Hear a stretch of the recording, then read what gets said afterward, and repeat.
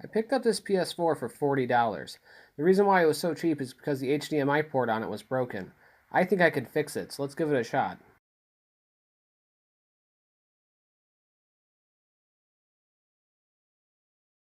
This is the second PS4 I've taken apart. The first one I took apart happened a while ago, so I forgot how exactly they come apart. I'm looking at a guide online, and I'm also just going with the flow of things by starting with the screws in the back and just prying it apart from there.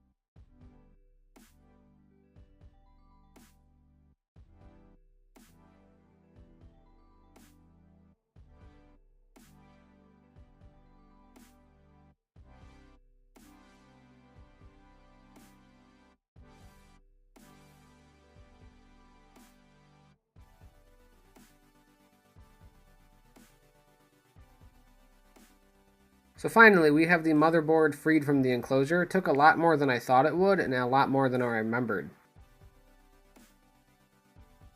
The damage of the HDMI port was so bad that all the pins up top were no longer connected. Actually, a lot of the pins were missing. Fortunately for us, though, the pads were intact, which means that we don't have to do any repair in that regard. So in order to drop this HDMI port, all I have to do is add solder to these four connections right here and just keep heating them up back and forth until the HDMI weakens and loosens up. So I found that using two soldering irons removed the HDMI port a lot quicker than the heat gun would have. The reason for this is because it helps localize the heat.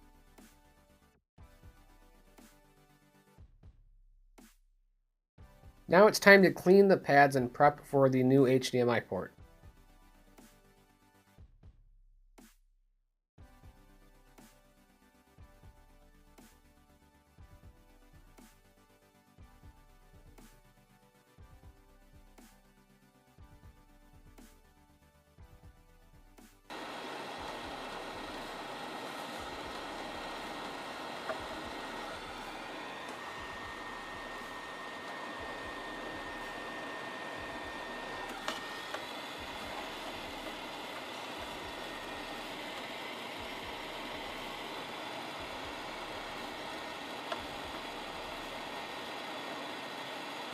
To install the new HDMI port, I'm using my heat gun to keep all the solder that did not move away from the board flowing so I can drop it in place. I will then use my soldering iron to touch up each pin individually along with a lot of flux.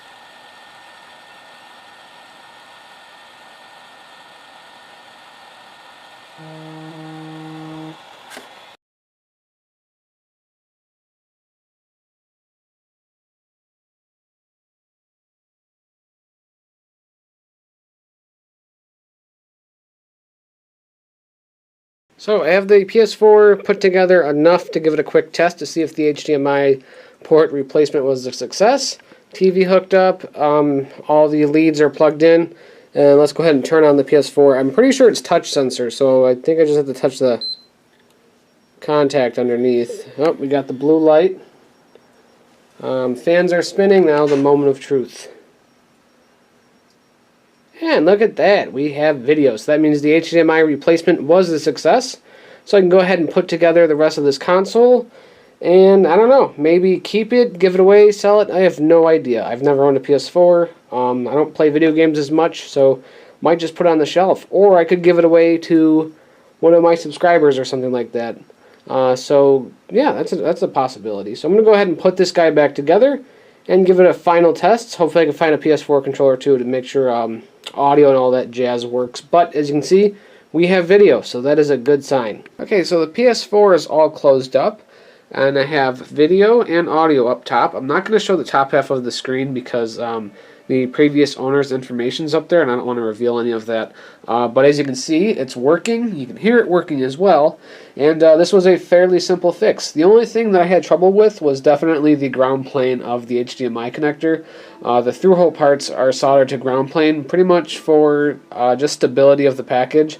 And that was the only problem I had with that, was just getting that to stay warm. As you can see, I had used my heat gun to keep that solder flowing, but that was the only hurdle to jump. Everything else was pretty much smooth sailing. And it was a pretty straightforward fix. So thank you guys so much for watching. Let me know what you think I should do with this PS4, because honestly, I'm probably not going to play it. I just wanted to fix it because, I don't know, just an itch I have to scratch when I see stuff that I can fix. So let me know in the comments below what you think I should do with this PlayStation 4. Leave any kind of comment you'd like. Subscribe too if you want, and I will see you guys next time. Thanks again for watching.